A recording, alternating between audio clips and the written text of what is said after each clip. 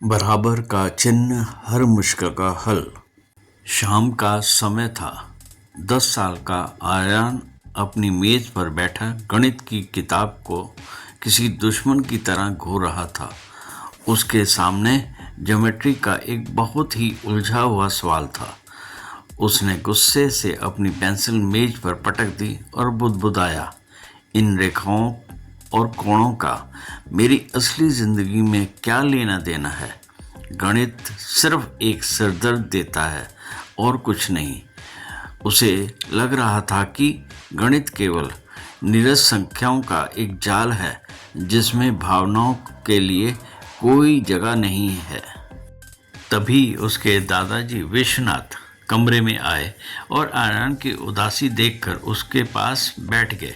उन्होंने आर्यन की नोटबुक में बने बराबर के चिन्ह की ओर इशारा किया और मुस्कुरा कर कहा, आर्यन, गणित तुम्हें ये नहीं सिखाया कि खुश कैसे हों या अपने दुख को कम कैसे करें, लेकिन ये तुम्हारे जीवन का सबसे बड़ा सच सिखाता है कि हर बार बराबर की चिन्ह की तरह दूसरी तरफ एक समाधान छिपा होता है।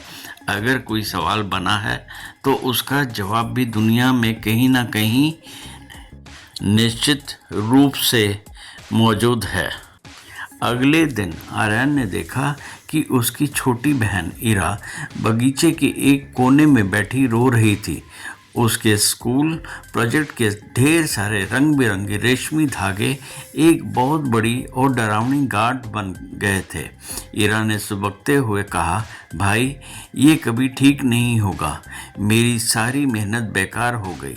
आर्यन ने उस उलझी हुई गांठ को देखा और उसे दादाजी की बात और गणित का वह बराबर का चिन्ह याद आ गया। उसने मन में सोचा, हर उलझन का एक सिरा होता है, मुझे बस उसे ढूंढना है। आर्यन ने इरा के आंसू पोंछे और कहा, रो मत इरा, हम इसे विभाजन के नियमों से सुलझाएंगे।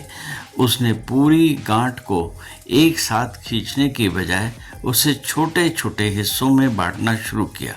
जैसे गणित के किसी बड़े और कठिन सवाल को छोटे छोटे टुकड़ों में बांटकर हल किया जाता है, वैसे ही आर्यन और इरा ने मिलकर एक एक धागे को धीरे धीरे बाहर निकालने लगे।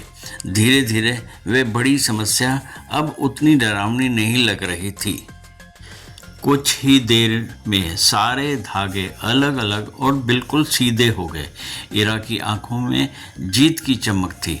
आर्यन को अब समझ आ गया था कि गणित ने उसे खुशी या दुख को नापना नहीं, बल्कि धैर्य रखना और विश्वास करना सिखाया था कि समाधान हमेशा मौजूद होता है। वह आत्मविश्वास के साथ वापस अपनी मेज पर गया और उस कठिन सवाल को फिर से हल करने लगा। इस बार उसके मन में कोई डर नहीं था, बल्कि एक विजेता का उत्साह था, जो जानता था कि वह हल तक पहुंच ही जाएगा। शिक्षा, किसी भी परेशानी या किसी भी सवाल का हल करने के लिए धैर्य रखना और आत्मविश्वास होना जरूरी है। हर मुश्किल का समाधान हमेशा मौजूद होता है। Thanks for watching this video. Like, share and subscribe channel. Don't forget to press bell icon. Stay connected with us for more knowledgeable and motivational videos.